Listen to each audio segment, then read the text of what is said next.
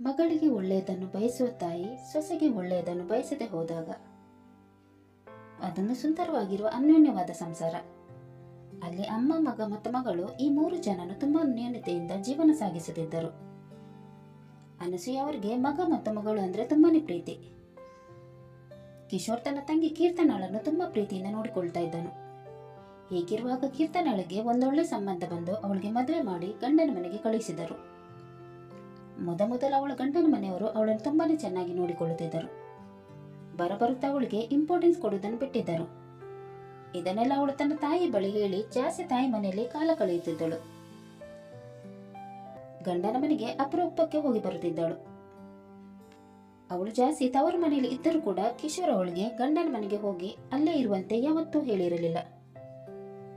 ತನ್ನ ತಂಗಿ ಚೆನ್ನಾಗಿರ್ತಾಳೆ ಅಂದ್ರೆ ಅವಳು ಎಲ್ಲಿ ಇದ್ರೆ ಏನು ಅಂತ ಅಂದುಕೊಂಡು ಸುಮ್ಮನಾಗುತ್ತಿದ್ದನು. ಅನಸೂಯರವರ ಗಂಡ ಸರ್ಕಾರಿ ಕೆಲಸದಲ್ಲಿದ್ದುದರಿಂದ ಅವರು ತೀರಿ ಹೋದ ಮೇಲೆ ಅನಸೂಯರವರಿಗೆ ಪೆನ್ಷನ್ ಬರತೊಡಗಿತು. ಇನ್ನು ಕಿಶೋರ್ ಒಂದೊಳ್ಳೆ ಕಂಪನಿಯಲ್ಲಿ ಕೆಲಸ ಗಿಟ್ಟಿಸಿಕೊಂಡಿದ್ದನು. ಕೀರ್ತನ ಮನೆಯ ಮುದ್ದಿನ ಮಗಳಾಗಿದ್ದರಿಂದ ಅನಸೂಯರವರು ಅವಳನ್ನು ಕೆಲಸಕ್ಕೆ ಕಳುಹಿಸದೆ ಮನೆಯಲ್ಲಿ ಇರಿಸಿಕೊಂಡಿದ್ದರು. ಮದುವೆನಂತ ಕೀರ್ತನಾಳ ಗಂಡ ಅವಳನ್ನು ಕೆಲಸಕ್ಕೆ ಹೋಗುವಂತ ಹೇಳಿದಾಗ ಅವಳು ಕೆಲಸಕ್ಕೆ ಹೋಗಲು ನಿರಾಕರಿಸಿದಳು. ಇದೇ ವಿಷಯಕ್ಕಾಗಿ ಇವರಿಬ್ಬರ ಮಧ್ಯೆ ಅವಾಗವಾಗ ಜಗಳ ನಡೆದಿತ್ತು. ಈ ಜಗಳದಿಂದ ತಪ್ಪಿಸಿಕೊಳ್ಳಲು ಅವಳು ಜಾಸ್ತಿಯಾಗಿ ತವರು ಮನೆಯಲ್ಲಿ ಇರುತ್ತಿದ್ದಳು. ಮನೆಯೆಲ್ಲ ಖರ್ಚುಗಳನ್ನು ಕಿಶೋರನೇ ನೋಡಿಕೊಳ್ಳುತ್ತಿದ್ದನು. ಅನಸೂಯರಿಗೆ ಬರುತ್ತಿದ್ದ ಪೆನ್ಷನ್ ದುಡ್ಡಲ್ಲಿ ಇವಳು ಮಜಾ ಮಾಡುತ್ತಿದ್ದಳು. ಮಗಳ ಮೇಲಿನ ಅತೀವ ವ್ಯಾಮೋಹದಿಂದ ಅವಳು ಕೇಳಿದನ್ನೆಲ್ಲ ಕೊಡಿಸುತ್ತಿದ್ದರು. ತಾಯಿಯ ಅತೀವ ಪ್ರೀತಿಯೇ ಅವಳನ್ನು ಸೋಂಬೇರಿಯನ್ನಾಗಿ ಮಾಡಿಬಿಟ್ಟಿತ್ತು. ಗಂಡನ ಮನೆಗೆ ಹೋದರೆ ಎಲ್ಲ ಕೆಲಸಗಳನ್ನು ಮಾಡಬೇಕು, ಅದರ ನಡುವೆ ಗಂಡ ಕೆಲಸಕ್ಕೆ ಹೋಗುವಂತ ಕಾಡಿಸ್ತಾನೆ. ಸೋಂಬೇರಿಯಾಗಿದ್ದ ಇವಳಿಗೆ ಯಾವ ಕೆಲಸ ಮಾಡಕ್ಕೆ ಇಷ್ಟವಾಗುತ್ತಿರಲಿಲ್ಲ. ಒಂದೊಂದ್ಸಲ ಇವಳನ್ನು ಯಾಕೆ ಮದುವೆಯಾದನೋ ಅಂತ ಅವಳ ಗಂಡನಿಗೆ ಅನ್ನಿಸಿದುಂಟು. ಮನೆ ಜಗಳ ಬೀದಿಗೆ ಗೊತ್ತಾಗಬಾರದಂತ ಅಂದುಕೊಂಡಿದ್ದನು. ಅವನು ಎಲ್ಲವನ್ನು ಸಹಿಸಿಕೊಂಡು ಸುಮ್ಮನಾಗುತ್ತಿದ್ದನು. ತಾನು ಹೇಳಿದ್ದೇ ಸರಿ, ತಾನು ಮಾಡಿದ್ದೇ ಸರಿ ಎನ್ನುವ ಮನೋಭಾವವನ್ನು ಬೆಳೆಸಿಕೊಂಡಿದ್ದಳು. ತನ್ನನ್ನು ಯಾರು ಕಂಟ್ರೋಲ್ ಮಾಡುವವರು ಇಲ್ಲ ಅಂತ ಅಂದುಕೊಂಡು ಮೆರೆಯುತ್ತಿದ್ದಳು. ಹೀಗಿರುವಾಗ ಕಿಶೋರನಿಗೆ ಒಂದೊಳ್ಳೆ ಸಂಬಂಧ ಬಂದು ಅವನಿಗೆ ಅಮೃತ ಅನ್ನೋ ಹುಡುಗಿಯ ಜೊತೆ ಮದುವೆಯಾಯಿತು. ಕಿಶೋರ ಹೇಗೆ ಉಳ್ಳವನಿದ್ದನೋ ಹಾಗೆ ಅಮೃತ ಕೂಡ ಒಳ್ಳೆಯ ಗುಣಗಳನ್ನು ಹೊಂದಿದ್ದಳು. ಅವಳು ಮದುವೆಗೆ ಮನೆಗೆ ಬಂದ ಮೇಲೆ ಮನೆಯ ಎಲ್ಲ ಕೆಲಸಗಳನ್ನು ಅವಳೇ ಮಾಡುತ್ತಿದ್ದಳು. ಆಗ ಅನಸೂಯರವರು ಹಾಗೂ ಕೀರ್ತನ ಮನೆಯಲ್ಲಿ ಮಹಾರಾಣಿಯರಂತೆ ಕಾಲ ಕಳೆಯುತ್ತಿದ್ದರು. ಅಮೃತ ಮನೆಗೆ ಬಂದಿದ್ದರಿಂದ ಇವರಿಗೆ ಮನೆ ಕೆಲಸ ಮಾಡುವುದು ತಪ್ಪಿತ್ತಲ್ಲ ಅಂತ ಖುಷಿ ಪಡುತ್ತಿದ್ದರು. ಕಿಶೋರ್ ಅಮೃತಳ ಜೊತೆ ಚೆನ್ನಾಗಿರೋದು ಕೀರ್ತನಳಿಗೆ ಸಹಿಸಿಕೊಳ್ಳಕ್ಕೆ ಆಗುತ್ತಿರಲಿಲ್ಲ. ಅಮ್ಮನನ್ನು ಹೇಗೂ ತನ್ನ ಕೈವಶ ಮಾಡಿಯಾಯಿತು, ಇನ್ನು ಅಣ್ಣನನ್ನು ಹೇಗೆ ತನ್ನ ಕೈವಶ ಮಾಡುವುದು ಎಂದು ಯೋಚನೆ ಮಾಡತೊಡಗಿದಳು. ತನ್ನ ಗಂಡ ತನಗೆ ಪ್ರೀತಿ ತೋರಿಸುತ್ತಿರಲಿಲ್ಲ, ಆದ್ರೆ ಅಣ್ಣ ಅತ್ತಿಗೆ ಪ್ರೀತಿ ತೋರಿಸುತ್ತಿದ್ದನ್ನು ನೋಡಿ ಕೀರ್ತನ ಒಳಗೊಳಗೆ ಹೊಟ್ಟೆ ಕಿಚ್ಚು ಪಟ್ಟುಕೊಳ್ಳುತ್ತಿದ್ದಳು. ಮನೆಯಲ್ಲಿ ಕಿಶೋರನಿಗೆ ಏನಾದರೂ ಹೇಳಿದ್ರೆ ಅಮೃತಳಿಗೆ ಗೊತ್ತಾಗುತ್ತದೆ ಅಂತೇಳಿದು ಅವನನ್ನು ಹೊರಗೆ ಕರೆದುಕೊಂಡು ಹೋಗಿ ಅವನು ಕಿವಿ ಊದುತ್ತಿದ್ದಳು. ಆದ್ರೆ ಕಿಶೋರ್ ಅದನ್ನೆಲ್ಲ ತಲೆಗೆ ಹಾಕಿಕೊಳ್ಳುತ್ತಿರಲಿಲ್ಲ. ಅಮೃತ ಯಾವ ರೀತಿಯಾದ ತಪ್ಪು ಕೆಲಸ ಮಾಡಲ್ಲ ಅಂತ ಅವನಿಗೆ ತಿಳಿದಿತ್ತು. ಆದ್ರೆ ತನ್ನ ತಂಗಿ ಯಾಕೆ ಈ ರೀತಿ ಮಾಡುತ್ತಿದ್ದಾಳೆಂದು ಅವನಿಗೆ ತಿಳಿಯದಾಯಿತು. ಏನೋ ಅವಳಿಗೆ ತಿಳಿಯದೆ ಈ ರೀತಿ ಮಾಡುತ್ತಿದ್ದಾಳೆ ಅಂತ ಅಂದುಕೊಂಡು ಸುಮ್ಮನಾಗಿದ್ದನು. ಆದ್ರೆ ಅವಳು ತನ್ನ ಹೆಂಡತಿಯ ಬಗ್ಗೆ ದಿನಾಲು ಇಲ್ಲ ಸಲ್ಲದನ್ನು ಹೇಳುತ್ತಿದ್ದಾಗ ಅವನಿಗೆ ಕಿರಿಕಿರಿ ಆಗತೊಡಗಿತು. ಒಂದಿನ ಮತ್ತೆ ಅವಳು ಅಮೃತಳ ಬಗ್ಗೆ ಕಿಶೋರನ ಬಳಿ ಸುಳ್ಳು ಆರೋಪ ಹೊರಿಸಿದಳು. ಅಣ್ಣ, ಅತ್ತಿಗೆ ನೀನು ಅಂದುಕೊಳ್ಳುವಷ್ಟು ಒಳ್ಳೆಯವರಲ್ಲ. ಅವ್ರಿಗೆ ನಾನು ಮತ್ತೆ ಅಮ್ಮ ಅಂದ್ರೆ ಅಷ್ಟಕ್ಕಷ್ಟೇ. ನಾನು ಗಂಡನ ಮನೆ ಬಿಟ್ಟು ಯಾವಾಗಲೂ ಇಲ್ಲೇ ಇರ್ತೀನಿ ಅಂತ ನನ್ನನ್ನು ಹೀಯಾಳಿಸ್ತಾ ಇರ್ತಾರೆ. ಕೆಲಸದಲ್ಲೂ ಸೋಂಬೇರಿ ಆಗಿಬಿಟ್ಟಿದ್ದಾರೆ. ಅಮ್ಮನೇ ಎಲ್ಲ ಕೆಲಸ ಮಾಡೋದು. ನೀನು ಅವರನ್ನು ಕಂಟ್ರೋಲಲ್ಲಿ ಇಟ್ಕೊಳ್ಳಿಲ್ಲ ಅಂದ್ರೆ ಮುಂದೊಂದು ದಿನ ನಿನ್ನ ತಲೆ ಮೇಲೆ ಹತ್ತಿ ಮೆರೆದಾಡ್ತಾರೆ. ಇದೆಲ್ಲ ನಿನ್ನ ಒಳ್ಳೆದಕ್ಕೇನೆ ಹೇಳ್ತಾ ಇದ್ದೀನಿ. ಅತ್ತಿಗೆ ವಿಚಾರದಲ್ಲಿ ನೀನು ಸ್ವಲ್ಪ ಸ್ಟ್ರಿಕ್ಟ್ ಆಗಬೇಕು. ಸಾಕು ಸುಮ್ಮನೆ ಇರು ಕೀರ್ತನ. ನಿನಗೆ ಯಾಕೆ ಅವಳನ್ನು ಕಂಡ್ರೆ ಅಷ್ಟೊಂದು ದ್ವೇಷ? ಅವಳು ಅಂಥದ್ದೇನು ಮಾಡಿದಾಳೆ ಅಂತ ದಿನಾಲ ಅವಳ ಬಗ್ಗೆ ಚಾಡಿ ಹೇಳ್ತಾ ಇರ್ತೀಯ? ನಿನಗೆ ಸ್ವಲ್ಪ ಮನುಷ್ಯತ್ವ ಅನ್ನೋದಿಲ್ವಾ? ಸರಿ, ನಿನ್ನ ಪ್ರಕಾರ ಅವಳು ನಿನ್ನನ್ನು ಹೇಳಿಸ್ತಾಳ ಅಂತ ನಿಡ್ಕೋ. ಅವಳು ಹೇಳೋ ಮಾತಿನಲ್ಲಿ ತಪ್ಪೇನಿದೆ? ಸರಿಯಾಗಿ ಹೇಳ್ತಾ ಇದ್ದಾಳೆ ಅಲ್ವಾ?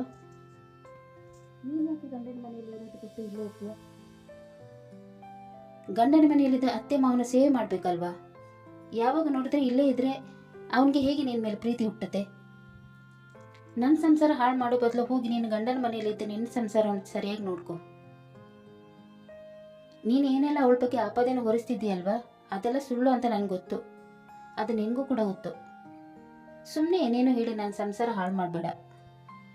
ಆಮೇಲೆ ಏನಂದೆ, ಅವಳು ಕೆಲಸ ಮಾಡಲ್ಲ ಅಂತ ಅಲ್ವಾ? ಈ ಮನೇಲಿ ಅವಳೇ ಕೆಲಸ ಮಾಡೋದಂತ ನನಗೆ ಚೆನ್ನಾಗೇ ಗೊತ್ತು. ಅಮ್ಮನೂ ನೀನು ಬರೀ ಕೂತಿರ್ತೀರ ಅಂತಲೂ ನನಗೆ ಗೊತ್ತು. ನಾನು ಬರೋ ಹೊತ್ತು ಸುಮ್ಮನೆ ನಾಟಕ ಮಾಡ್ತೀರ ಅಂತಲೂ ಗೊತ್ತು. ಅವಳನ್ನು ಯಾವುದೇ ಕಾರಣಕ್ಕೂ ನಾನು ತಲೆ ಮೇಲೆ ಹತ್ತಿಸಿ ಮೆರೆಸ್ತಿಲ್ಲ. ಅವಳು ತಪ್ಪು ಮಾಡಿದರೆ ತಪ್ಪು, ಸರಿ ಇದ್ದರೆ ಸರಿ ಅಂತಲೇ ಹೇಳುವ ನಾನು. ನೀನು ನನಗೆ ಬುದ್ಧಿ ಹೇಳಕ್ಕೆ ಬರಬೇಡ. ನೀನು ಹೇಳಿದ್ದಕ್ಕೆಲ್ಲ ತಲೆ ಅಲ್ಲಾಡಿಸಿ ನೀನು ತಲೆ ಮೇಲೆ ಹತ್ತಿಸಿ ಮೆರೆಸಿದ್ದು ಜಾಸ್ತಿ ಆಯಿತು. ಮೊದಲು ಹೆಂಗೆ ಇದ್ವೋ ಹಾಗೇ ಇರೋಣ. ಸುಮ್ಮನೆ ಏನೇನು ಹೇಳಿ ನನ್ನ ಸಂಸಾರ ಹಾಳು ಮಾಡಬೇಡ ಅಂತ ಹೇಳಿ ತನ್ನ ರೂಮ್ಗೆ ಹೋದನು. ಮಗ ಕೀರ್ತನಳಿಗೆ ಬೈಯುತ್ತಿದ್ದದನ್ನು ನೋಡಿದ ಅನಸೂಯರವರು ಮಗಳ ಹತ್ತಿರ ಬಂದರು. ಆಗ ಕೀರ್ತನ ಬೇಕಂತಲೇ ಅಳುವಂತೆ ಮಾಡಿ, ನೋಡಮ್ಮ, ಅಣ್ಣ ಅತ್ತಿಗೇನು ವಹಿಸ್ಕೊಂಡು ನನಗೆ ಹೇಗೆ ಬೈತಾ ಇದ್ದಾನೆ ಅಂತ. ಅಣ್ಣ ಒಳ್ಳೆಯವನು, ಆದರೆ ಅತ್ತಿಗೆ ನನ್ನ ಬಗ್ಗೆ ಅವನ ಹತ್ರ ಏನೇನೋ ಇಲ್ಲ ಸಲ್ಲದನ್ನು ಹೇಳಿರಬೇಕು. ಅದಕ್ಕೆ ಅಣ್ಣ ಈ ರೀತಿ ಮಾಡ್ತಾ ಇದ್ದಾನೆ. ಅವಳಿಗೆ ಅಷ್ಟೊಂದು ಧೈರ್ಯ ಬಂದುಬಿಟ್ಟಿದೆಯಾ?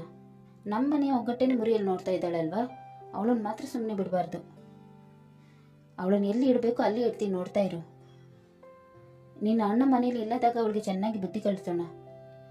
ನೀನು ಆಡಬೇಡ, ಇದು ನಿನ್ನ ಮನೆಯೇ. ನಿನ್ನನ್ನು ಈ ಮನೆಗೆ ಬರಬೇಡ ಅಂತ ಯಾರು ಹೇಳ್ತಾರಂತ ನೋಡೇ ಬಿಡೋಣ. ಅತಿಯಾಗಿ ಆಡಿದ್ರೆ ಅವಳನ್ನೇ ಈ ಮನೆಯಿಂದ ಕಳಿಸಿಬಿಡ್ತೀನಿ. ನೀನು ಆಡಬೇಡ, ಸುಮ್ಮನೆ ಇರು ಅಂತ ಹೇಳಿ ಅವಳನ್ನು ಸಮಾಧಾನ ಮಾಡತೊಡಗಿದರು. ಗಂಡ ಮತ್ತು ನಾದಿನಿಯ ಮಾತು ಆಲಿಸಿ ಆದ ಮೇಲೆ ಅಮೃತ ತನ್ನ ರೂಮ್ಗೆ ಬಂದು ಅಳುತ್ತಿದ್ದಳು. ರೂಮ್ಗೆ ಬಂದ ಕಿಶೋರ್ ಅವಳನ್ನು ಸಮಾಧಾನ ಮಾಡುತ್ತಾ, ಯಾಕೆ ಅಳ್ತಾ ಇದೆಯಾ? ನನ್ಗೆ ಗೊತ್ತು ನೀನೇನು ಅಂತ. ಅವಳಿಗೆ ಪೊಸೆಸಿವ್ನೆಸ್ ಜಾಸ್ತಿ ಇದೆ. ಮೊದಲಿಂದಲೂ ಅಮ್ಮ ಮತ್ತು ನನ್ನ ಪ್ರೀತಿ ಅವಳಿಗೆ ಸಿಕ್ಕಿದ್ದು. ಈಗ ನೀನು ಬಂದಾದ್ಮೇಲೆ ನಾನು ನಿನ್ನನ್ನು ಹಚ್ಚಿಕೊಂಡಿದ್ದೀನಲ್ವಾ, ಅದಕ್ಕೆ ಅವಳಿಗೆ ಸಹಿಸ್ಕೊಳಕ್ಕಾಗ್ತಾ ಇಲ್ಲ. ಇದನ್ನೆಲ್ಲ ನೀನು ತಲೆಗೆ ಹಾಕ್ಕೊಳ್ಬೇಡ. ನೀನು ಸ್ವಲ್ಪ ಸ್ಟ್ರಾಂಗ್ ಆಗಬೇಕು, ಇಲ್ಲಾಂದ್ರೆ ಕಷ್ಟ. ಅವಳ ಜೊತೆ ಸ್ವಲ್ಪ ಮಿಂಗಲ್ ಆಗು. ಸ್ವಲ್ಪ ದಿನ ಹೋದ್ಮೇಲೆ ಅವಳು ಸರಿ ಹೋಗ್ತಾಳೆ. ಅವಳೇನು ಅಷ್ಟೊಂದು ಕೆಟ್ಟವಳಲ್ಲ. ಸಮಯ ಸಂದರ್ಭ ಅವಳನ್ನು ಹಾಗೆ ಮಾಡಿದೆ. ನಾನು ಯಾರಿಗೂ ಏನು ಅನ್ನಲ್ಲಿರಿ. ಮನೆಯೆಲ್ಲ ಕೆಲಸ ಮಾಡ್ತೀನಿ. ಅತ್ತೆಗಾಗಲಿ ಅವಳಿಗಾಗಲಿ ಯಾವತ್ತೂ ಕೆಟ್ಟದನ್ನು ಬಯಸಿದವಳಲ್ಲ ನಾನು. ಆದರೂ ಯಾಕೆ ಅವಳು ಈ ರೀತಿ ಮಾತಾಡ್ತಾ ಇದ್ದಾಳೆ ಅಂತ ಗೊತ್ತಾಗ್ತಾ ಇಲ್ಲ ನನಗೆ. ನನಗೆಲ್ಲ ಗೊತ್ತು. ಅದಕ್ಕೆ ತಾನೇ ನಾನು ನಿನಗೆ ಸಪೋರ್ಟ್ ಮಾಡ್ತಾ ಇರೋದು. ನಾನಿದ್ದೀನಿ ಅಲ್ವಾ, ನೀನೇನು ಟೆನ್ಷನ್ ಮಾಡ್ಕೋಬೇಡ. ಅವಳಿಗೆ ಬುದ್ಧಿ ಹೇಳ್ತೀನಿ, ಅವಳು ಸರಿ ಹೋಗ್ತಾಳೆ. ತಲೆ ತುಂಬ ನೋಯ್ತಾ ಇದೆ, ನನಗೆ ಟೀ ಮಾಡ್ಕೊಂಡು ಬಾ ಅಂತ ಹೇಳಿದಾಗ ಅಮೃತ ಟೀ ಮಾಡಿಕೊಂಡು ಬಂದು ಕಿಶೋರನಿಗೆ ಕೊಟ್ಟಳು. ಕಿಶೋರ ಟೀ ಕುಡಿದು ಸ್ವಲ್ಪ ಹೊತ್ತು ಆರಾಮ ಮಾಡಿದನು. ಇತ್ತ ಅನಸೂಯರವರು ಹಾಗೂ ಕೀರ್ತನ ಅಮೃತಳಿಗೆ ಬುದ್ಧಿ ಕಲಿಸಲು ಯೋಜನೆ ಮಾಡತೊಡಗಿದರು. ಬೆಳಿಗ್ಗೆ ಕಿಶೋರನು ಕೆಲಸಕ್ಕೆ ಹೋಗಿ ಆದ ಮೇಲೆ ಅಮೃತ ಮನೆಯೆಲ್ಲ ಕೆಲಸಗಳನ್ನು ಮಾಡತೊಡಗಿದಳು. ಕೆಲಸ ಎಲ್ಲ ಮಾಡಿ ಆದ ಮೇಲೆ ಸ್ವಲ್ಪ ಹೊತ್ತು ಸೋಫಾದಲ್ಲಿ ಕುಳಿತುಕೊಂಡಳು. ಅವಳು ಕುಳಿತಿದ್ದನ್ನು ನೋಡಿ ಅವಳ ಅತ್ತೆ ಹಿಂದಿನ ದಿನ ಅವರ ಮಗಳು ಹೇಳಿದ ವಿಷಯವನ್ನು ನೆನಪಿಸಿಕೊಂಡಾಗ ಅವ್ರಿಗೆ ಸಿಟ್ಟು ಬಂದು, ಅವಳು ಆರಾಮ್ ಮಾಡೋದನ್ನು ಸಹಿಸದವರು ಅವಳ ಹತ್ತಿರ ಬಂದು, ಏನು ಕೂತ್ಕೊಂಡು ಆರಾಮ್ ಮಾಡ್ತಾ ಇದೆಯಾ? ಇತ್ತೀಚೆಗೆ ತಿಂದು ತಿಂದು ಸೋಂಬೇರಿ ಆಗಿಬಿಟ್ಟಿದೆಯಾ? ಅತ್ತೆ, ಕೆಲಸ ಎಲ್ಲ ಆಯಿತು, ಅದಕ್ಕೆ ಕೂತ್ಕೊಂಡಿದ್ದೀನಿ. ಕೆಲಸ ಆಯ್ತು ಅಂದರೆ ಬೇರೆ ಏನಾದರೂ ಕೆಲಸ ಇದ್ರೆ ನೋಡು, ಅದನ್ನು ಬಿಟ್ಟು ನನ್ನ ಎದುರು ಬಂದು ಕೂತ್ಕೋಬೇಡ. ಅಲ್ಲ ಅತ್ತೆ, ಬೆಳಿಗ್ಗೆಯಿಂದ ಒಬ್ಬಳೇ ಕೆಲಸ ಮಾಡ್ತಾ ಇದ್ದೀನಿ. ನೀವಿಬ್ಬರು ಕೂತ್ಕೊಂಡಿದ್ರು ನಾನು ಏನೂ ಅನ್ನಲ್ಲ. ನಿಮ್ಮ ಮಗಳು ಕೆಲಸ ಮಾಡಿದ್ರೆ ಸುಮ್ಮನೆ ಕೂತಿರ್ತಾಳೆ, ಅವಳಿಗೆ ನೀವು ಏನೂ ಅನ್ನಲ್ಲ.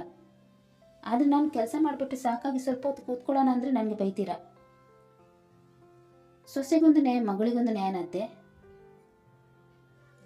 ಏನೇ ನನಗೇನೆ ಎದುರು ಮಾತಾಡ್ತಾ ಇದೆಯಾ? ಕಪ್ಪಾಳಕ್ಕೆ ಬಾರಿಸ್ತೀನಿ ನೋಡು. ನನ್ನ ಮಗಳಲ್ಲಿ ನೀನೆಲ್ಲಿ?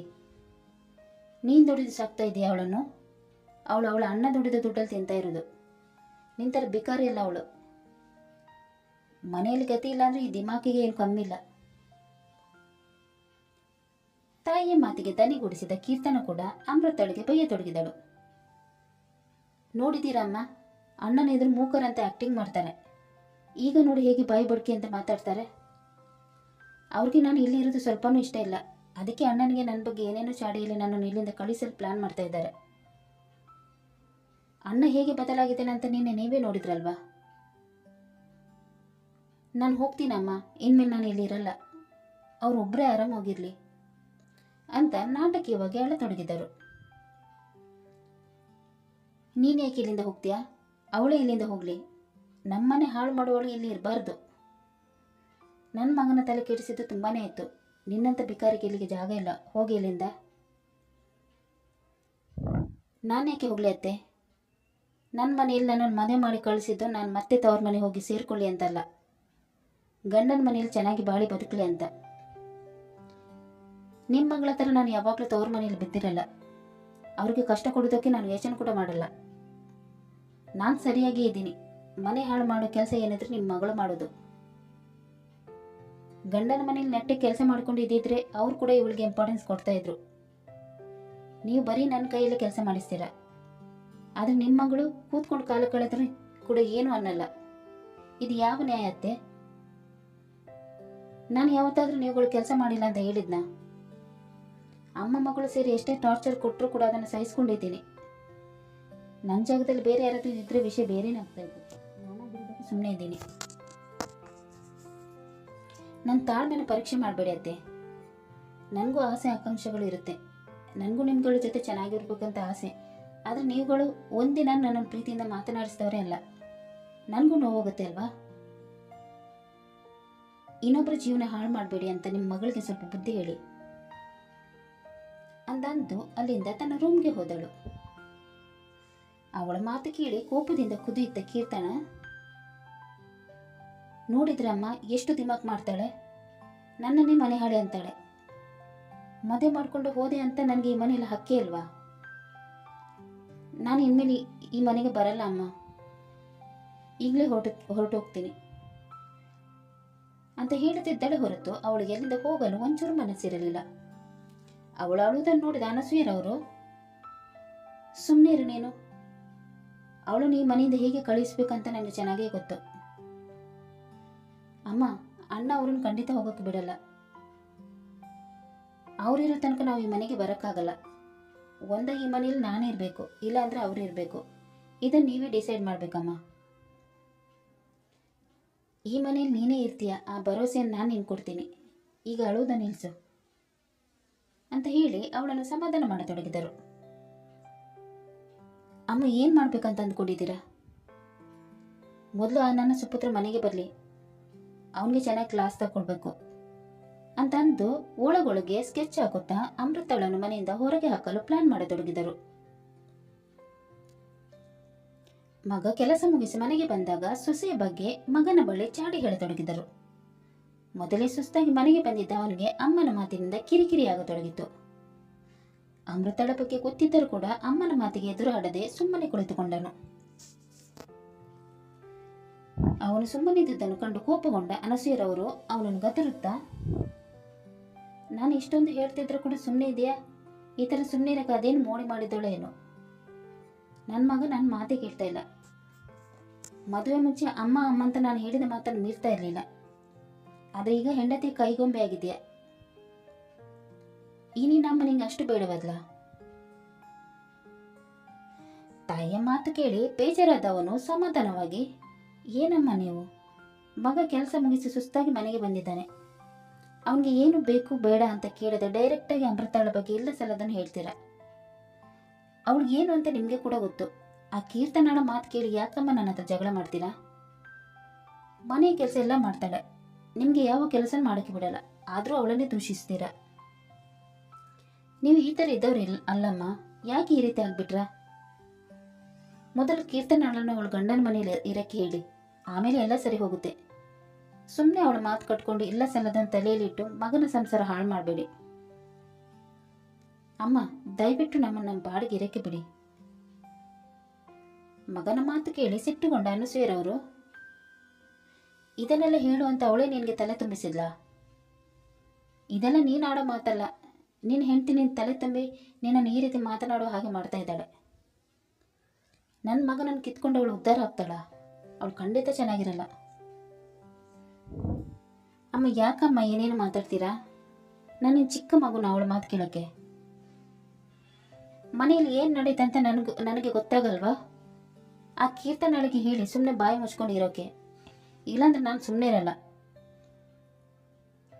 ಇವರಿಬ್ಬರ ಮಾತನ್ನು ರೂಮ್ ಒಳಗೆ ಕೂತಿದ್ದ ಕೀರ್ತನ ಕೇಳಿಸಿಕೊಂಡು ಅವರಿದ್ದಲ್ಲಿ ಬಂದಳು. ಅತ್ತವಳಂತೆ ನಾಟಕ ಮಾಡಿ,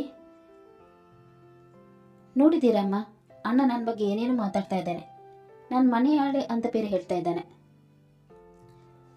ನಾನೆಲ್ಲಿ ನಿನಗೆ ಮನೆ ಹಾಳಿ ಅಂತ ಅಂದೆ? ಸುಮ್ಮನೆ ಯಾಕೆ ವಿಷಯನ ದೊಡ್ಡದು ಮಾಡ್ತಾ ಇದೆಯಾ? ನಿನ್ನಿಂದಲೇ ಈ ಮನೆ ನೆಮ್ಮದಿ ಎಲ್ಲ ಹಾಳಾಗ್ತಾ ಇರೋದು. ನೋಡಿದೀಯಾ, ಇದನ್ನೇ ನಾನು ಹೇಳಿದ್ದು. ನಾನು ಇಲ್ಲಿ ಮನೆ ನೆಮ್ಮದಿ ಹಾಳು ಮಾಡ್ತಾ ಇದ್ದೀನಿ. ಮನೆ ನೆಮ್ಮದಿನ ಅತ್ತಿಗೆ ಹಾಳು ಮಾಡ್ತಾ ಇದ್ದಾರೆ. ನಿನ್ನ ಮದುವೆ ಮುಂಚೆ ನಾವೆಲ್ಲರೂ ಚೆನ್ನಾಗಿ ಖುಷಿಯಾಗಿ ಇದ್ವಿ. ಆದರೆ ಅತ್ತಿಗೆ ಬಂದಮೇಲೆ ಇದೆಲ್ಲ ಆಗ್ತಾ ಇರೋದು. ನೀನು ಮಾತಾಡ್ತಾ ಇರೋ ಮಾತುಗಳು ನಿಂದಲ್ಲ ಅಣ್ಣ. ಅತ್ತಿಗೆ ನಿನಗೆ ನಮ್ಮ ಬಗ್ಗೆ ಇಲ್ಲ ಸಲದನ್ನು ಹೇಳಿ ನಮ್ಮ ವಿರುದ್ಧ ಎತ್ತಿ ಕಟ್ತಾ ಇದ್ದಾರೆ. ಇದೆಲ್ಲ ನಿನಗೆ ಗೊತ್ತಾಗ್ತಾ ಇಲ್ಲ. ಅತ್ತಿಗೆ ಮಾತು ಕೇಳಿ ನಮ್ಮನ್ನೆಲ್ಲ ಕಡೆಗಣಿಸ್ತಾ ಇದೆಯಾ? ಅಮ್ಮನ ವಿರುದ್ಧ ಯಾವತ್ತೂ ಮಾತನಾಡಿದವನಲ್ಲ, ಆದರೆ ಇವತ್ತು ಅಮ್ಮನಿಗೆ ಎದುರು ಉತ್ತರ ಕೊಡ್ತಾ ಇದೆಯಾ? ನಿನಗೆ ಇದು ಸರಿ ಅನ್ನಿಸ್ತಾ ಇದೆಯಾ? ಸಾಕು, ಮುಚ್ಚೆ ಬಾಯಿ. ಉರಿಯೋ ಬೆಂಕಿಗೆ ತುಪ್ಪ ಸುರಿಬೇಡ. ನಿನ್ನಿಂದಲೇ ಈ ಮನೆ ನೆಮ್ಮದಿ ಹಾಳಾಗ್ತಾ ಇರೋದು. ನಿನ್ನ ಗಂಡನ ಜೊತೆ ಚೆನ್ನಾಗಿಲ್ಲ ಅಂತ ಅವಳನ್ನು ನನ್ನ ಜೊತೆ ನೋಡಿ ನಿನಗೆ ಸಹಿಸ್ಕೊಳ್ಳೋಕೆ ಆಗ್ತಾ ಇಲ್ಲ. ನಾವಿಬ್ಬರು ಖುಷಿಯಾಗಿ ಒಟ್ಟಿಗೆ ಇದ್ದಾಗ ನಿನಗೆ ಅದನ್ನು ನೋಡೋಕ್ಕಾಗಲ್ಲ. ಅದಕ್ಕೋಸ್ಕರ ಅಮ್ಮನ ಹತ್ತಿರ ಇಲ್ಲ ಸಲದನ್ನು ಹೇಳಿ ನಮ್ಮ ವಿರುದ್ಧ ಎತ್ತಿ ಕಟ್ತಾ ಇದೆಯಾ? ನನ್ನ ತಂಗಿ ಆಗ್ಬಿಟ್ಟು ಅಣ್ಣನ ಲೈಫನ್ನೇ ಹಾಳು ಮಾಡೋಕ್ಕೆ ನೋಡ್ತಾ ಇದೆಯಲ್ಲ, ನಿನಗೇನು ಅನ್ಸಲ್ವಾ? ನೀನು ಒಂದು ಹೆಣ್ಣು ತಾನೆ. ಒಂದು ಹೆಣ್ಣಾಗಿ ಇನ್ನೊಂದು ಹೆಣ್ಣಿನ ಬಗ್ಗೆ ಇಲ್ಲ ಸಲದನ್ನು ಹೇಳಿ ಅವಳ ಜೀವನ ಹಾಳು ಮಾಡ್ತೀವಿ, ಎಷ್ಟು ಸರಿ ಅಂತ ನೀನೇ ಹೇಳು. ಇನ್ನಾದರೂ ಒಳ್ಳೆ ಬುದ್ಧಿ ಕಲ್ತ್ಕೋ. ಇಲ್ಲ ಅಂದರೆ ನಮಗೆ ಕೇಡು ಬಯಸಿದಾಗೆ ನಿನಗೂ ಕೂಡ ಯಾರಾದರೂ ಕೇಡು ಬಯಸ್ಬೋದು. ಮೊದಲು ನಿನ್ನ ಸಂಸಾರ ಸರಿ ಮಾಡೋದನ್ನು ನೋಡ್ಕೊ, ಆಮೇಲೆ ನಮ್ಮ ಸಂಸಾರಕ್ಕೆ ಹುಳಿ ಹಿಂಡಿವೆ ಅಂತ ಹೇಳಿ ಕೋಪದಿಂದ ಅಲ್ಲಿಂದ ತನ್ನ ರೂಮ್ಗೆ ಹೋದನು.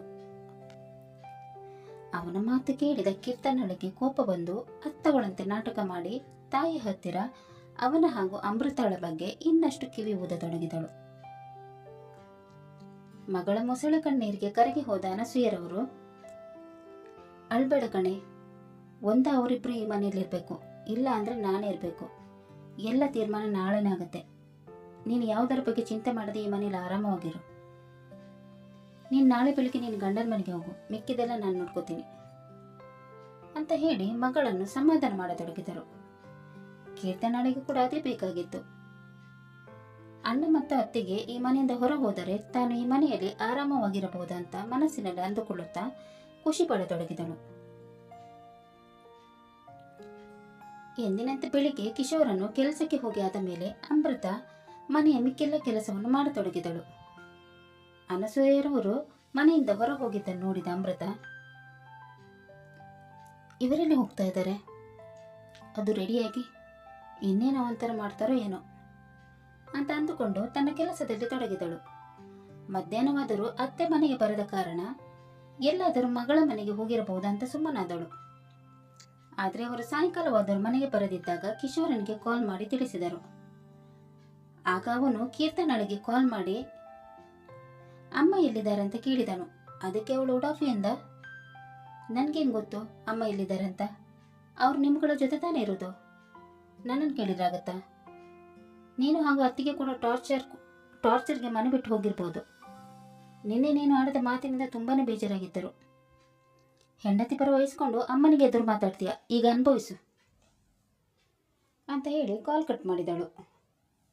ಅವಳ ಮಾತು ಕೇಳಿದ ಕೂಡಲೇ ಆಫೀಸಿನಿಂದ ಬಂದ ಅವನು ಹೆಂಡತಿ ಜೊತೆ ತಾಯಿಯನ್ನು ಹುಡುಕಾಡತೊಡಗಿದನು. ಆಗ ಅವನಿಗೆ ಅನ್ನೋನ್ ನಂಬರಿಂದ ಕಾಲ್ ಬಂದಾಗ ಕಾಲ್ ರಿಸೀವ್ ಮಾಡಿ ಮಾತನಾಡತೊಡಗಿದನು.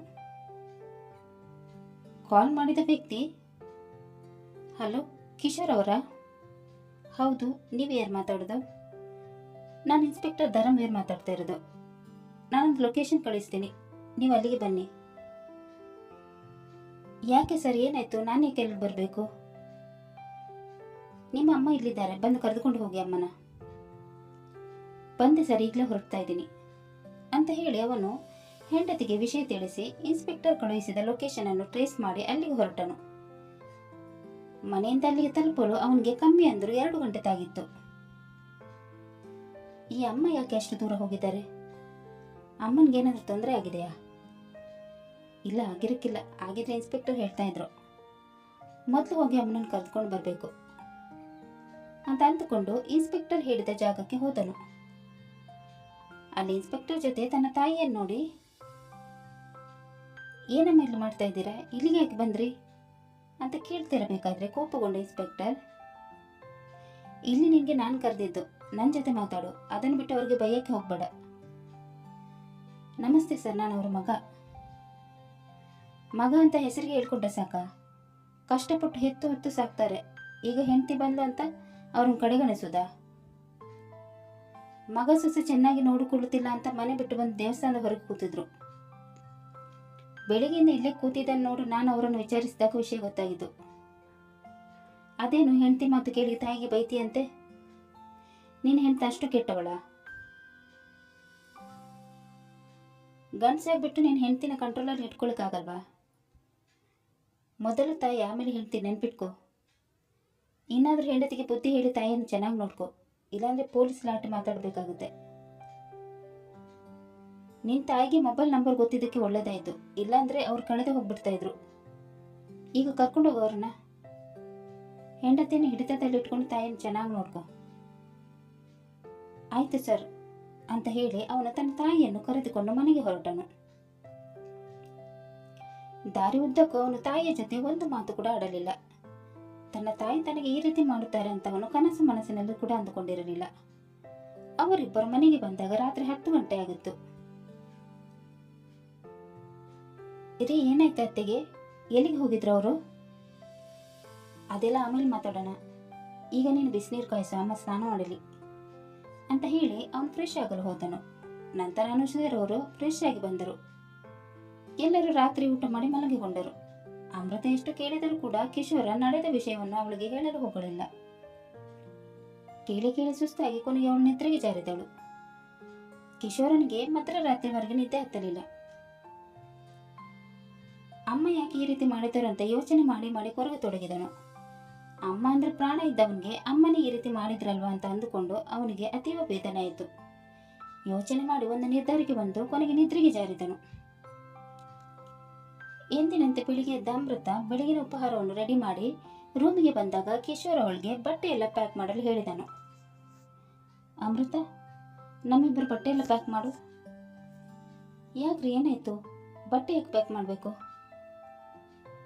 ನಾವಿನ್ನಿಲ್ಲಿರೋದು ಬೇಡ, ನಮ್ಮಿಂದ ಅಮ್ಮ ಮನೆ ಬಿಟ್ಟು ಹೋಗೋದು ಬೇಡ, ನಾವು ಎಲ್ಲಾದರೂ ಬೇರೆ ಹೋಗೋಣ. ಏನ್ರಿ ಹೇಳ್ತಾ ಇದ್ದೀರಾ?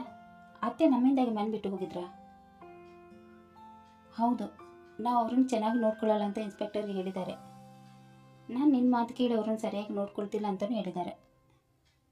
ಅದಕ್ಕೋಸ್ಕರ ನಾವು ಇಲ್ಲಿಂದ ಹೋದರೆ ಒಳ್ಳೆಯದು. ನನ್ನಿಂದ ನಿಮಗೆ ಈ ಪರಿಸ್ಥಿತಿ ಎದುರಾಯ್ತಲ್ರಿ.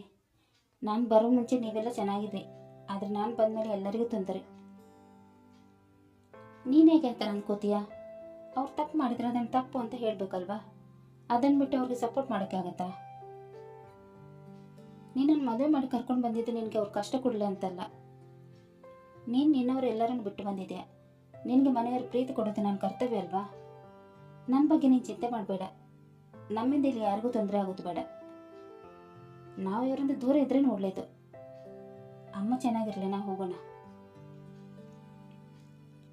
ಎಲ್ಲಿಗಂತ ಹೋಗೋದ್ರಿ? ಮನೆ ಮಟ್ಟ ಏನೂ ಇಲ್ಲ. ಅದ್ರ ಬಗ್ಗೆ ನೀನು ಚಿಂತೆ ಮಾಡಬೇಡ. ನಾನು ಬಾಡಿಗೆ ಮನೆ ವ್ಯವಸ್ಥೆ ಮಾಡಿದ್ದೀನಿ. ಹೊಸದ್ರಲ್ಲಿ ಸ್ವಲ್ಪ ಕಷ್ಟ ಆಗ್ಬೋದು, ನೀನು ಸ್ವಲ್ಪ ಅಡ್ಜಸ್ಟ್ ಮಾಡ್ಕೋಬೇಕಷ್ಟೇ. ಖಾಲಿ ಕೈಲಿ ಹೋಗ್ತಾ ಇದ್ವಿ. ಮನೆ ಸಾಮಗ್ರಿಗಳನ್ನ ಸ್ವಲ್ಪ ತಂದು ಹಾಕ್ತೀನಿ. ನಿನ್ನ ಸಪೋರ್ಟನ್ನು ಬೇಕು ನನಗೆ ಅಷ್ಟೇ. ನಾನು ನಿಮಗೆ ಸಪೋರ್ಟ್ ಮಾಡದೇ ಇರ್ತೀನಿ ರೀ. ನೀವು ಎಲ್ಲಿರ್ತೀರೋ ಅಲ್ಲೇ ನಾನು ಕೂಡ ಇರ್ತೀನಿ. ಈ ದುಡ್ಡೆಲ್ಲ ತಾತ್ಕಾಲಿಕ ಅಷ್ಟೇ. ಇವತ್ತು ಒಬ್ಬರ ಹತ್ರ ಇರ್ತಾ, ನಾಳೆ ಇನ್ನೊಬ್ಬರ ಹತ್ರ ಇರ್ತಾ. ದುಡ್ಡಿನ ಹಿಂದೆ ಹೋಗಿ ಸಂಬಂಧವನ್ನು ಕಳೆದುಕೊಳ್ಳೋಕ್ಕಾಗುತ್ತಾ? ಪ್ರೀತಿ ಮಾಡೋ ಗಂಡನಿಗಿಂತ ಬೇರೆ ಇನ್ನೇನಿರಬೇಕು ನನಗೆ? ನೀವು ಹೇಗೆ ಹೇಳ್ತೀರೋ ಹಾಗೆ ಮಾಡೋಣ. ನಾನು ಬಟ್ಟೆ ಎಲ್ಲ ಪ್ಯಾಕ್ ಮಾಡ್ತೀನಿ, ಸ್ವಲ್ಪ ಹೊತ್ತು, ಆಮೇಲೆ ಹೋಗೋಣ ಅಂತ ಹೇಳಿ ಅವಳು ಅವರಿಬ್ಬರ ಬಟ್ಟೆ ಬರೆಗಳನ್ನು ಪ್ಯಾಕ್ ಮಾಡತೊಡಗಿದಳು. ಆಗ ಕಿಶೋರ್ ಕೂಡ ಅವಳಿಗೆ ಹೆಲ್ಪ್ ಮಾಡತೊಡಗಿದನು. ಎಲ್ಲ ಆದ್ಮೇಲೆ ಇಬ್ರು ಮನೆಯಿಂದ ಹೊರಡಲು ರೆಡಿಯಾದರು. ತಮ್ಮ ರೂಮಿನಿಂದ ಹೊರ ಬಂದಾಗ ಅನಸೂಯರವರು ಕೀರ್ತನಾಳ ಜೊತೆ ಸೋಫಾದಲ್ಲಿ ಕುಳಿತುಕೊಂಡಿದ್ದರು. ಇವರಿಬ್ಬರನ್ನು ನೋಡದಂತೆ ಮಾಡಿದರು. ಆಗ ಕಿಶೋರನೇ ಅವರ ಹತ್ತಿರ ಬಂದು, ಅಮ್ಮ, ನಾವು ಹೋಗ್ತಾ ಇದ್ವಿ. ನೀನು ಯಾಕೆ ಹೋಗ್ತಾ ಇದೀಯಾ? ನಾನು ಅವಳಿಗೆ ಈ ಮನೆಯಿಂದ ಹೋಗಕ್ಕೆ ಹೇಳಿದ್ದೆ, ನಿನಗೆ ಅಲ್ಲ. ನೀನು ಈ ಥರ ಹೋದರೆ ಜನ ನನ್ನ ಕಡೆ ಬೆರಳು ತೋರಿಸಿ ಎಂಥ ತಾಯಿ ಇವಳು ಮಗನನ್ನು ಹೊರಗೆ ಹಾಕಿದ್ದಾಳೆ ಅಂತ ಹೇಳಲ್ವಾ? ಜನ ನನ್ನನ್ನು ಆಡಿಕೊಳ್ಳಲಿ ಅಂತಲೇ ನೀನು ಹಾಗೂ ನೀನು ಹೆಂಡ್ತಿ ಪ್ಲ್ಯಾನ್ ಮಾಡ್ಕೊಂಡು ಹೋಗ್ತಾ ಇದ್ದೀರಾ. ಈ ಥರ ಮಾಡು ಅಂತ ನೀನು ಹೆಂಡ್ತಿನೇ ನಿನಗೆ ಹೇಳ್ಕೊಟ್ಲಾ? ಅವಳು ಮಾತು ಕಟ್ಕೊಂಡು ಈ ತಾಯಿನ ಬಿಟ್ಟು ಹೋಗ್ತೀಯ ಅಂದರೆ ಹೋಗು, ನಾನು ಏನು ಮಾಡೋಕ್ಕಾಗಲ್ಲ. ತಾಯಿ ಬೇಕಂದ್ರೆ ಈ ಮನೆಯಲ್ಲಿರು, ಇಲ್ಲಾಂದರೆ ಹೋಗು, ನಾನು ಏನು ಮಾಡೋಕ್ಕಾಗಲ್ಲ. ನಿನ್ನ ತಂಗಿನೇ ನೋಡು, ನನ್ನ ಮೇಲಿನ ಪ್ರೀತಿಗೋಸ್ಕರ ಇಲ್ಲೇ ಬಂದಿರ್ತಾಳೆ. ಆದರೆ ನೀನು ಹೆಂಡ್ತಿಗೋಸ್ಕರ ನನ್ನನ್ನು ಬಿಡೋಕ್ಕೆ ರೆಡಿ ಇದೆಯಾ? ಅವಳು ಪೂರ್ತಿಯಾಗಿ ನಿನ್ನನ್ನು ಅವಳ ಗುಲಾಮಲಾಗಿ ಮಾಡ್ಕೊಂಡಿದ್ದಾಳೆ, ಅದು ನಿಂಗೆ ಅರ್ಥ ಆಗ್ತಾ ಇಲ್ಲ. ನೋಡಿ ಅಮ್ಮ, ನನಗೆ ಈಗ ಜಗಳ ಮಾಡೋಕ್ಕೆ ಇಷ್ಟ ಇಲ್ಲ. ನಿಮಗೆ ನಾನು ಬೇಕು ಅವಳು ಬೇಡ ಅಂದರೆ ಹೇಗೆ? ನಿಮ್ಮ ಮಗಳ ಥರ ಅವಳು ಕೂಡ ಬೇರೆಯವ್ರ ಮಗಳಲ್ವಾ? ಅವಳು ಕಷ್ಟ ಸುಖದಲ್ಲಿ ಅವಳ ಜೊತೆ ನಿಲ್ಲುತ್ತೇನೆ ಅಂತ ನಾನು ಅವಳನ್ನು ಮದುವೆ ಮಾಡಿಕೊಂಡು ಕರೆದುಕೊಂಡು ಬಂದಿದ್ದು. ಯಾವುದೇ ಕಾರಣಕ್ಕೂ ನಾನು ಅವಳನ್ನು ಬಿಡಲ್ಲ. ನನಗೆ ನೀವು ಕೂಡ ಬೇಕು, ಆದರೆ ಏನು ಮಾಡೋದು? ನಿಮಗೆ ನಿಮ್ಮ ಮತ್ತು ಕೀರ್ತನಳ ಖುಷಿ ಬಿಟ್ಟರೆ ಬೇರೆ ಯಾವುದು ಬೇಡ. ನನ್ನ ಹೆಂಡತಿ ಯಾವ ಪ್ಲ್ಯಾನ್ ಕೂಡ ಮಾಡಿಲ್ಲ, ಇದು ನನ್ನ ನಿರ್ಧಾರನೇ. ನೀವು ಇನ್ನೊಂದ್ಸಲ ಮನೆ ಬಿಟ್ಟು ಹೋಗೋದು ಬೇಡ ಅಂತಲೇ ನಾನು ಈ ನಿರ್ಧಾರ ತಗೊಂಡಿದ್ದು. ಕೀರ್ತನ ನಿಮಗೋಸ್ಕರ ಇಲ್ಲಿ ಬರ್ತಾ ಇಲ್ಲ, ಅವಳಿಗೋಸ್ಕರ ಬಂದಿದ್ದಾಳೆ. ಅವಳು ಸ್ವಲ್ಪ ಬುದ್ಧಿ ಹೇಳಿ ಅವಳನ್ನ ಗಂಡನ ಮನೇಲಿ ಇರೋಕ್ಕೆ ಹೇಳಿ, ಆಗ ಅವಳು ಸಂಸಾರನ ಉಳಿಯುತ್ತೆ. ಅದನ್ನು ಬಿಟ್ಟು ಅವಳು ಮಾಡುವ ಪ್ರತಿಯೊಂದು ಕೆಲಸಕ್ಕೂ ಕುಮ್ಮಕ್ಕು ಕೊಡಬೇಡಿ. ನಿಮಗೆ ಮಗಳ ಬಿಟ್ಟು ಬೇರೆ ಯಾರು ಕೂಡ ಬೇಡ, ನೀವು ಅವಳ ಜೊತೆ ಸಂತೋಷವಾಗಿರಿ. ನಿಮ್ಮ ಸಂತೋಷನೇ ನನ್ನ ಸಂತೋಷ.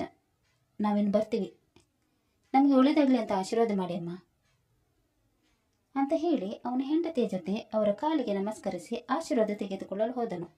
ಆಗ ಅವರು ಹಿಂದೆ ಸರಿದು ಆಶೀರ್ವಾದ ಕೂಡ ಮಾಡದೆ ಮುಖ ತಿರುಗಿಸಿಕೊಂಡರು. ಇದನ್ನು ನೋಡಿದ ಕಿಶೋರನಿಗೆ ತುಂಬಾನೇ ಬೇಜಾರಾಯಿತು. ವಿಧಿ ಇಲ್ಲದೆ ಅವನು ಅಮೃತಾಳ ಜೊತೆ ಮನೆಯಿಂದ ಹೊರಟು ಹೋದನು. ಅಲ್ಲಿ ತನಕ ಸುಮ್ಮನಿದ್ದ ಕೀರ್ತನ, ನೋಡಿದ್ದೀರಮ್ಮ ಅಣ್ಣ ಹೇಗೆ ಮಾತಾಡ್ಬಿಟ್ಟು ಹೋದ ಅಂತ. ಅವನಿಗೆ ನಿಮ್ಮ ಮೇಲೆ ಒಂಚೂರು ಪ್ರೀತಿ ಇಲ್ಲ. ಪ್ರೀತಿ ಇದ್ದಿದ್ದರೆ ಅವನು ನಿಮ್ಮನ್ನು ಬಿಟ್ಟು ಹೋಗ್ತಾ ಇರಲಿಲ್ಲ. ಇದೆಲ್ಲ ಅತ್ತಿಗೆಯಿಂದ ಆಗಿರೋದು. ಅತ್ತಿಗೆ ಸಾಹಸ ಮಾಡಿ ಅವನು ನಿಮ್ಮನ್ನು ಬಿಟ್ಟು ಹೋದ. ಅವನನ್ನು ಹೆತ್ತಿದ್ದಕ್ಕೆ ನಿಮ್ಮ ಜನ್ಮ ಸಾರ್ಥಕ ಆಯಿತು.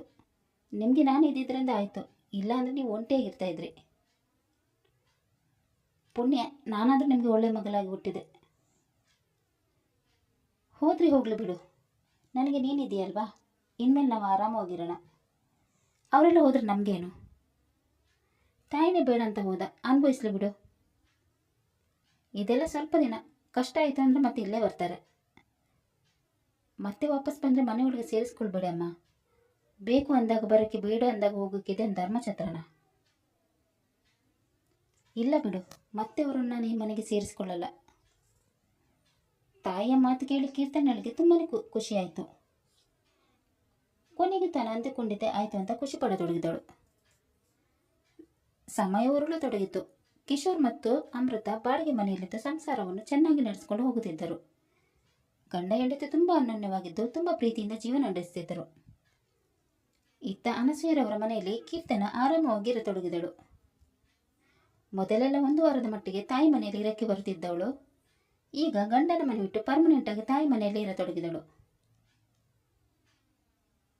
ಮನೆಯಲ್ಲಿ ಯಾವುದೇ ಕೆಲಸ ಮಾಡದೆ ಆರಾಮವಾಗಿ ಇರುತ್ತಿದ್ದಳು. ಎಲ್ಲ ಕೆಲಸವನ್ನು ಅನಸೂಯರವರೇ ಮಾಡುತ್ತಿದ್ದರು. ಪೆನ್ಷನ್ ಅಂತ ಬರುತ್ತಿದ್ದ ದುಡ್ಡೆಲ್ಲ ಮನೆಯ ಖರ್ಚಿಗೆ ಸಾಕಾಗುತ್ತಿರಲಿಲ್ಲ. ಅವ್ರಿಗೆ ಜೀವನ ನಡೆಸೋದೇ ಕಷ್ಟವಾಗತೊಡಗಿತ್ತು. ಮಗ ಇದ್ದಾಗ ಯಾವುದಕ್ಕೂ ತಲೆ ಕೆಡಿಸಿಕೊಳ್ಳದೆ ಇವರು ಮಗ ಹೋದ ಮೇಲೆ ಎಲ್ಲ ಜವಾಬ್ದಾರಿಯನ್ನು ತಲೆ ಮೇಲೆ ಹೊತ್ತುಕೊಂಡರು. ಕೆಲಸ ಮಾಡಿ ಮಾಡಿ ಸುಸ್ತಾಗ್ತಿದ್ರು. ಒಂದಿನ ತನ್ನ ಮಗಳನ್ನು ಕರೆದು, ಕೀರ್ತನ ಎಲ್ಲಿದೆಯೇ? ಏನಮ್ಮ ನಿಮ್ಮದು? ಸ್ವಲ್ಪ ರೆಸ್ಟ್ ಮಾಡೋಣ ಅಂದರೆ ರೆಸ್ಟ್ ಮಾಡೋಕ್ಕೆ ಕೂಡ ಬಿಡ್ತಾ ಇಲ್ಲ. ಏನು ವಿಷಯ? ಏನಕ್ಕೆ ಕರೆದಿದ್ದು? ಸ್ವಲ್ಪ ಮನೆ ಕೆಲಸ ಆದರೂ ಮಾಡು. ಈ ವಯಸ್ಸೆಲ್ಲ ನಾನು ಎಷ್ಟು ಅಂತ ಕೆಲಸ ಮಾಡಲಿ? ನನಗೂ ಕೆಲಸ ಮಾಡಿ ಮಾಡಿ ಸಾಕಾಗಿದೆ. ಯಾವಾಗ ನೋಡಿದರೂ ಒಂದ ಮೊಬೈಲ್ ನೋಡ್ಕೊಂಡಿರ್ತೀಯ, ಇಲ್ಲಾಂದರೆ ಮಲ್ಕೊಂಡಿರ್ತೀಯ. ನಿನ್ನ ವಯಸ್ಸಿನ ಹೆಂಗಸರು ಅದೆಷ್ಟು ಚೂಟಿ ಇರ್ತಾರೆ ಗೊತ್ತಾ? ನನಗೂ ವಯಸ್ಸಾಗಿದೆ, ಕೆಲಸ ಮಾಡೋಕ್ಕೆ ಆಗ್ತಾಯಿಲ್ಲ. ಇನ್ಮೇಲೆ ನೀನು ಕೂಡ ಕೆಲಸ ಮಾಡಬೇಕು. ಹೋಗಮ್ಮ, ನೀವೇ ಮಾಡ್ಕೊಳ್ಳಿ. ನಾನು ಯಾವ ಕೆಲಸ ಮಾಡಲ್ಲ. ಮೊದಲೆಲ್ಲ ಮಾಡ್ತಾ ಇದ್ರಿ ಅಲ್ವಾ, ಅದೇನು ಇವಾಗ ಮಾಡೋಕ್ಕಾಗ್ತಾಯಿಲ್ಲ? ಅತ್ತಿಗೆ ಬಂದಮೇಲೆ ಸೋಂಬೇರಿ ಆಗಿಬಿಟ್ಟಿದ್ದೀರ. ಈ ವಯಸ್ಸಲ್ಲಿ ಕೆಲಸ ಮಾಡಿದ್ರೆ ಕೈ ಕಾಲೆಲ್ಲ ಗಟ್ಟಿಯಾಗಿರುತ್ತೆ. ಸುಮ್ಮನೆ ಕೂತ್ಕೊಂಡಿದ್ರೆ ನೂರಾರು ಕಾಯಿಲೆ ಬರುತ್ತೆ. ನೀವೇ ಹೋಗಿ ಎಲ್ಲ ಕೆಲಸ ಮಾಡಿ. ಇನ್ನೊಂದ್ಸಲ ಕೆಲಸ ಮಾಡೋಂಥ ಟಾರ್ಚರ್ ಮಾಡಿದ್ರೆ ನಾನು ನನ್ನ ಗಂಡನ ಮನೆಗೆ ಹೋಗ್ಬಿಡ್ತೀನಿ. ಆಮೇಲೆ ನೀವು ಒಬ್ಬರೇ ಇರಿ ಅಂತ ಸಿಟ್ಟಿನಿಂದ ಹೇಳಿ ಅಲ್ಲಿಂದ ಹೊರಟು ಹೋದಳು. ಮಗಳ ಮಾತು ಕೇಳಿ ಅವರಿಗೆ ಅಪಾರ ವೇದನೆ ಆಯಿತು. ಅವರಿಗೆ ಮಗ ಮತ್ತು ಸೊಸೆ ನೆನಪಿಗೆ ಬರತೊಡಗಿದರು. ನಾನು ತಪ್ಪು ಮಾಡಿಬಿಟ್ಟೆ. ಇವಳ ಮಾತು ಕೇಳಿ ಒಳ್ಳೆಯ ಮನಸ್ಸಿರುವ ನನ್ನ ಮಗ ಮತ್ತು ಸೊಸೆಯನ್ನು ಮನೆಯಿಂದ ಹೊರಗೆ ಹಾಕಿದೆ. ಅದಕ್ಕೆ ದೇವರು ನನಗೆ ಸರಿಯಾದ ಶಿಕ್ಷೆ ಕೊಟ್ಟರು. ನಾನು ಮಾಡಿದ್ದನ್ನು ನಾನೇ ಅನುಭವಿಸ್ತೀನಿ ಅಂತ ಅಂದುಕೊಂಡು ಕೆಲಸದಲ್ಲಿ ತೊಡಗಿದರು. ಮೋರಲ್ ಆಫ್ ದ ಸ್ಟೋರಿ: ಮಗಳು ಮದುವೆ ಮಾಡಿಕೊಂಡು ಒಂದೊಳ್ಳೆ ಮನೆ ಸೇರಿ ಸುಖವಾಗಿರ್ಬೇಕೆಂದು ಪ್ರತಿ ತಾಯಿ ಬಯಸ್ತಾರೆ. ಆದರೆ ಅದೇ ತಾಯಿ ಮಗನಿಗೆ ಮದುವೆ ಮಾಡಿಸಿ ಸೊಸೆ ಮನೆಗೆ ಬಂದಾಗ ಅವಳ ಒಳಿತನ್ನು ಬಯಸಲ್ಲ. ಮಗ ಸೊಸೆ ಜೊತೆ ಚೆನ್ನಾಗಿದ್ರೆ ಸಹಿಸ್ಕೊಳ್ಳಲ್ಲ. ಮಗ ಯಾವಾಗಲೂ ತನ್ನ ಮಾತನ್ನೇ ಕೇಳಬೇಕಂತ ಬಯಸ್ತಾರೆ. ಸೊಸೆಯನ್ನು ಮಗಳ ಥರ ಪ್ರೀತಿ ಮಾಡಿ ಮಗನ ಒಳಿತನ್ನು ಬಯಸಿದರೆ ಆ ಮನೆ ನಂದಾಗೋಕುಲವಾಗುತ್ತೆ. ಅದನ್ನು ಬಿಟ್ಟು ಮಗ ಸೊಸೆ ಮಾತು ಕೇಳ್ತಾನೆ, ಅವಳು ಗುಲಾಮ ಆಗಿದ್ದಾನೆ, ಅವಳು ಬಂದ ಮೇಲೆ ಅವಳು ಮಾತು ಕೇಳಿ ನನ್ನನ್ನು ಕಡೆಗಣಿಸ್ತಾ ಇದ್ದಾನೆ ಅಂತ ಅಂದ್ಕೊಂಡ್ರೆ ಮನೆಯಲ್ಲಿ ನೆಮ್ಮದಿಯ ವಾತಾವರಣ ಹೊರಟು ಹೋಗುತ್ತೆ. ಮಗಳ ಹಾಗೆ ಮಗನು ಕೂಡ ಸೊಸೆಯ ಜೊತೆ ಚೆನ್ನಾಗಿ ಬಾಳಿ ಬದುಕೊಳ್ಳಿ ಅಂತ ಬಯಸಿದ್ರೆ ಮನೆ ಹ್ಯಾಪಿ ಫ್ಯಾಮಿಲಿ ಆಗಿಬಿಡುತ್ತೆ. ಕೆಲವು ಮನೆಗಳಲ್ಲಿ ಅತ್ತೆ ಒಳ್ಳೆಯವರಿದ್ದರೆ ಸೊಸೆ ಕೆಟ್ಟವಳಾಗಿರ್ತಾರೆ. ಇನ್ನು ಕೆಲವು ಮನೆಯಲ್ಲಿ ಸೊಸೆ ಒಳ್ಳೆಯವರಿದ್ದರೆ ಅತ್ತೆ ಕೆಟ್ಟವರಾಗ್ತಾರೆ. ಈಗಿನ ಕಾಲದಲ್ಲಿ ಅತ್ತೆ ಸೊಸೆ ಇಬ್ಬರು ಒಳ್ಳೆಯವರಾಗಿರೋ ತುಂಬಾನೇ ಅಪರೂಪ. ಈ ಕತೆ ನಿಮಗೆ ಇಷ್ಟವಾಗಿದೆ ಅಂತ ಅಂದ್ಕೊಂಡಿರ್ತೀನಿ. ಕತೆ ಇಷ್ಟವಾದರೆ ಲೈಕ್ ಮಾಡಿ, ಶೇರ್ ಮಾಡಿ ಮತ್ತು ಸಬ್ಸ್ಕ್ರೈಬ್ ಮಾಡೋದನ್ನು ಮಾತ್ರ ಮರಿಬೇಡಿ. ಹಾಗೆ ಕತೆ ಹೇಗಿದೆ ಅಂತ ಕಮೆಂಟ್ ಬಾಕ್ಸಲ್ಲಿ ತಿಳಿಸಿ. ಧನ್ಯವಾದಗಳು.